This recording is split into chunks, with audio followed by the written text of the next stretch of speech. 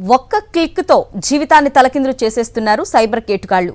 మీ పెట్టుబడికి మాదే పూచి అంటూ ఎక్కడలేని ప్రేమను ఒలకబోసి నట్టేటా ముంచేస్తున్నారు మాయగాళ్లు ఎందరో.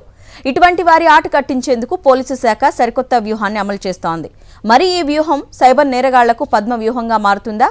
ఇది ఎలా పనిచేయబోతోంది? ఖమ్మంలో సైబర్ నిఘాపై సాక్షి స్పెషల్ రిపోర్ట్. ఖమ్మం జిల్లా సైబర్ నేరాలకు అడ్డగా మారుతుంది. రాష్ట్రంలో ఎక్కడా లేని విధంగా భారీ ఎత్తున సైబర్ నేరాలకు కేరాఫ్గా మారుతుంది. సత్తుపల్లి కేంద్రంగా నడిచిన సైబర్ నేరాల వ్యవహారం రాష్ట్రంలోనే సంచలనం సృష్టించింది. దీంతో పోలీస్ శాఖ సత్తుపల్లిపైనే ఎక్కువ ఫోకస్ పెట్టింది. జిల్లాలో పలువురు సైబర్ నేరగాళ్ల బారిన పడి లక్షల్లో నష్టపోతున్నారు. లాటరీ వచ్చిందని, బ్యాంకులో డబ్బులు జమ అయిందని ఓటీపీ అడుగుతూ అకౌంట్ల నుంచి డబ్బు కాజేయడమే కాక ఇతర రూపాల్లో సైబర్ నేరాలు వెలుగు చూస్తున్నాయి.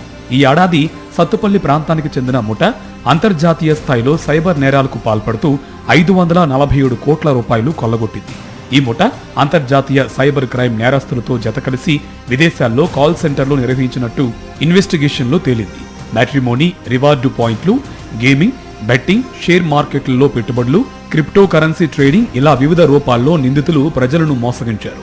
అంతేగాక స్థానికులతో ఖాతాలు తెరిపించి వాటితోనే లావాదేవీలు జరపడంతో అమాయకులు కేసులు పాలయ్యారు. సైబర్ నేరగాళ్ల ఆట కట్టించేందుకు సైబర్ నేరాల కింద కేసులు నమోదైన వారిపై పోలీసులు సస్పెక్ట్ షీట్ తెరవనున్నారు. సైబర్ నేరాలకు పాల్పడే వ్యక్తులు జైలు నుంచి విడుదలైన తర్వాత కూడా మళ్లీ మోసాలకు పాల్పడకుండా పోలీసులు కీలక నిర్ణయం తీసుకున్నట్టు సమాచారం.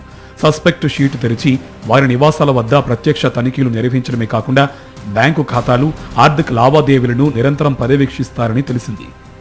నేరగాళ్ల ఫోటో, చిరునామా, వారు గతంలో చేసిన నేరాల తీరు, కేసుల స్థితిగతుల సమాచారాన్ని ఈ షీట్లో పొందుపరుస్తారు. నిందితుల నివాసం ఉన్న పోలీస్ స్టేషన్ అధికారుల వద్ద ఆ వివరాలు అన్నీ అందుబాటులో ఉంటాయి. తద్వారా అధికారులు మారినప్పటికీ నిఘా మాత్రం నిరంతరం కొనసాగుతుంది. ఒకసారి సస్పెక్ట్ షీట్ నమోదైతే సదరు వ్యక్తి పోలీసుల నిఘా నేత్రంలోకి వచ్చినట్టే. నిందితులు జైలు నుంచి బెయిల్పై విడుదలైన వెంటనే ఆ సమాచారం స్థానిక పోలీసులకు చేరుతుంది. అవుట్ పోస్ట్ కానిస్టేబుళ్లు, గస్తీ బృందాలు, స్పెషల్ బ్రాంచ్ అధికారులు వారిపై నిఘా పెంచుతారు. నేరగాళ్ల ప్రతిచర్యను గమనిస్తూ మళ్లీ ఏమైనా నేరాలకు పాల్పడుతున్నారా అని పరిశీలిస్తూ ఉంటారు. ఏమైనా అనుమానాస్పద కదలికలు నమోదైతే మరింత అప్రమత్తమై పూర్తి సమాచారాన్ని సేకరిస్తారు.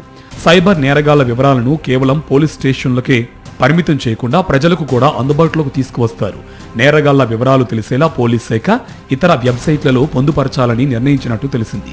తద్వారా స్థానికులు కూడా వారి విషయంలో అప్రమత్తంగా ఉంటారని చెబుతున్నారు. సైబర్ నేరాల కట్టడి పోలీసులతో మాత్రమే సాధ్యం కాదని, ప్రజలు కూడా అవగాహనతోనే ఉంటేనే సాధ్యమని అంటున్నారు అధికారులు.